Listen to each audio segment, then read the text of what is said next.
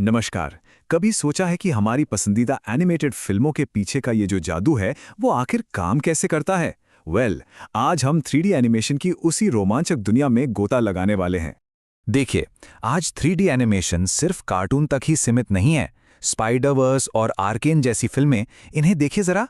जहां 2D और 3D का जो मिक्सचर है ना, वो एक बिल्कुल ही नया विजुअल एक्सपीरियंस दे रहा है। ये कला अब कहानी कहने का एक बहुत ही पावरफुल जरिया बन चुकी है, जो हर उम्र के दर्शकों को अपनी तरफ खींच रही है। तो सवाल यही उठता है कि स्क्रीन पर दिखने वाला ये जादू आखिर पर्दे के पीछे रचा कैसे जाता है। चलिए इस सफर में हम इसके बुनियादी सिद्धांतों से लेकर भविष्य के ट्रेंड्स तक सब कुछ समझने की कोशिश करते हैं। तो चलिए शुरुआत करते हैं। देखिए, आज के इस शानदार एनिमेशन को समझने के लिए हमें थोड़ा सा पीछे जाना होगा और उन बुनियादी नियमों को जानना होगा जो आज भी इस कला की नींव हैं। ये सफर भाई रातों रात तय नहीं हुआ। सोचिए जरा, इसकी शुरुआत मिट्टी के मॉडल्स यानी क्लेमेशन से हुई थी। फिर आया बोइंग मैन, जो पहली 3D मूविंग इमेज थी।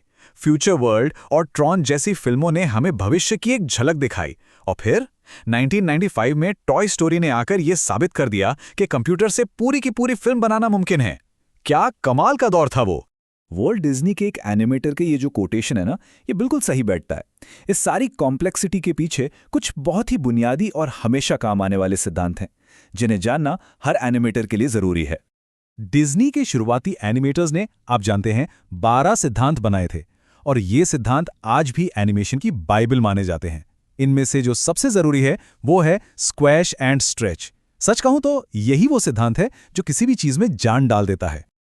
और ये सिर्फ उछलती हुई गेंदों के बारे में नहीं है।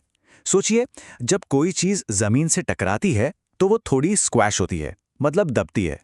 और जब तेजी से ऊपर जाती है तो स्ट्रेच होती है, यानी खिंचती है। यही सेम बात हमारे पसंदीदा किरदारों के चेहरों पर भी लागू होती है, जिससे उनके भाव इतने असली लगते हैं और हम उनसे जुड़ पाते हैं।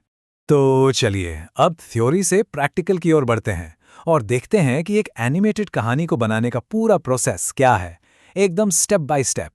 ये जानना बहुत जरूरी है कि हर बेहतरीन एनिमेशन की शुरुआत किसी इमेज से नहीं, बल्कि एक अच्छी कहानी से होती है। स्क्रिप्ट ही वो बुनियाद है जिस पर पूरी फिल्म की इमारत खड़ी होती है। स्टूडियोज एक तय प्रक्रिया अपनाते हैं। सब कुछ एक लॉग लाइन से शुरू होता है, यानी एक लाइन में पूरी कहानी। फिर उसे थोड़ा और खोला जाता है, एक आउटलाइन बनती है, पहला ड्राफ्ट लिखा जाता है और फिर उसे तब तक सुधारा जाता है जब तक कि वो बिल्कुल बेहतरीन न बन जाए। एक बार जब हमारे पास मॉडल तैयार हो जाता है तो उसे हिलाने के लिए रिगिंग करनी पड़ती है। इसे ऐसे समझ सकते हैं जैसे किसी कठपुतली के लिए एक डिजिटल कंकाल और तार बनाए जा रहे हों, ताकि एक स्थिर मॉडल को मूवमेंट के लिए तैयार किया जा सके। तो ठीक है, हमारे कैरेक्टर्स अब तैयार हैं। तो आइए अब उन सॉफ्टवेयर्स पर एक नज़र डालते हैं जिनका इस्तेमाल एनिमेटर्स इन दुनिया और किरदारों में जान डालने के लिए करते हैं। जब सॉफ्टवेयर की बात आती है ना, तो दो नाम सबसे ऊपर आते हैं, ब्लेंडर और माया। ब्लेंडर मुफ्त है और नए कलाकारों के लिए एक बेहतरीन ऑप्शन है, लेकिन हाँ, इसे सीखने में थोड़ा वक्त लगता है। वहीं दूसरी तरफ माया बड़े स्टूडियोज की पहली पसंद है, लेकिन ये काफी महंगा सौदा है। लेकिन देखिए, असल दुनिया में ये किसी एक को चुनने का मामला नहीं है। जैसा कि 3D एनिमेटर गुंजागो मोंटोया कहते हैं, अगर ब्लेंडर और माया दोनों में महारत हासिल हो तो अलग-अलग प्रोजेक्ट्स और क्लाइंट्स के लिए आपके पास बहुत ज्यादा मौके होते हैं।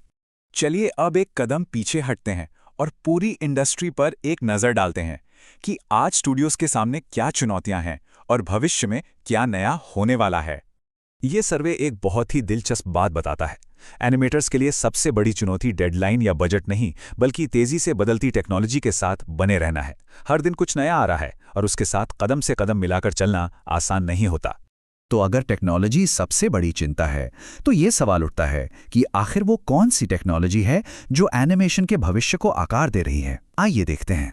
आने वाला समय बहुत ही रोमांचक होने वाला है। हमें 2D और 3D का और ज्यादा मिश्रण देखने को मिलेगा। AI की मदद से एनिमेशन बनेगा और VR AR हमें कहानियों के अंदर ले जाएंगे। यहाँ तक कि पुराने जमाने की क्लेमेशन जैसी तकनीकें भी एक नए अंदाज में वापसी कर रही हैं। टेक्नोलॉजी का असर हर तरफ है। AI अब मुश्किल कामों को आसान बना रहा है, जबकि VR और AR हमें ऐसे अनुभव दे रहे हैं जहां हम कहानी का हिस्सा बन सकते हैं। और ये सब कुछ उन शुरुआती कंप्यूटर ग्राफिक्स की नींव पर बना है जिन्होंने इस पूरी क्रांति की शुरुआत की थी। तो अंत में सवाल यही बचता है कि जैसे जैसे मशीनें और एआई इस बनाने की प्रक्रिया को तेज और ऑटोमैटिक कर रहे हैं, तो एनिमेशन की इस कला में आखिर इंसानी क्या बचेगा? क्या कहानी कहना, इमोशन और क्रिएटिविटी हमेशा इंसानी ही रहेंगे? ये एक ऐसा सवाल है जो इस कला के आने वाले भविष्य को तय करेगा।